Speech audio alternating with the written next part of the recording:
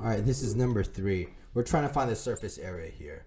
So if we break this object up into its net, you are going to notice that we have, let's see, the first one, we have 2 of these. So I'm going to write here 2 of these, 2x of the 10 by 5. Okay, let's see what else do I have. I have a small one here. This is the 5 by 6, and I have 2 of those. And then I have, what else? The ones on top. Looks like that is the one on the sides. And that is the 10 by 6. Okay. And I have 2 of those. Right, so let's find the area of each here.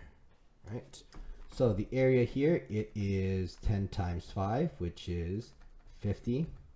The area here, it is 5 times 6, which is 30.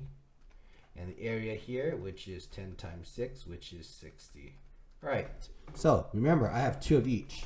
So the total surface area is 2 times that 50 plus 2 times that 30 plus the 2 of the 60s, okay? So this is, so we can just plug that into a calculator. 2 times 50 plus 2 times 30 plus 2 times 60.